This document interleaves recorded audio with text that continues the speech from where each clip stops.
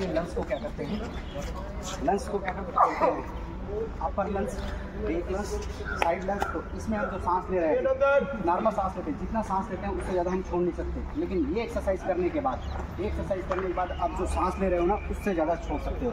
अभी ट्राई करके देख लो। अब नाक से छोड़ना, जितना सांस लोगे उससे ज़्यादा नहीं छोड़ सकते। लेकिन ये एक्सरसाइज 3 मिनट, 4 मिनट, 5 मिनट करने के बाद आप लोग का जो सांस लोगे उससे ज़्यादा छोड़ने की काबिलियत हो जाएगी। करके देखो, चलो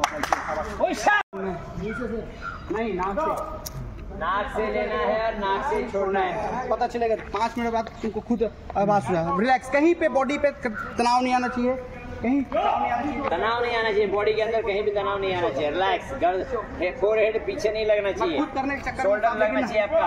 सब मैं खुद करने, लेकिन जगह नहीं है। हथेली पीछे, रिलैक्स, हथेली पीछे पूरा रिलैक्स। नाक से ब्रीथ लो और नाक से छोड़ो। उसके ऊपर भी ध्यान दो, टेबल खोलना है सर इसको ना। हाँ, शाबाश शाबाश शाबाश, वेरी गुड, शाबाश। छोटे बड़े को रिलैक्स रिलैक्स, वेरी गुड, शाबाश। कैसा लग रहा है?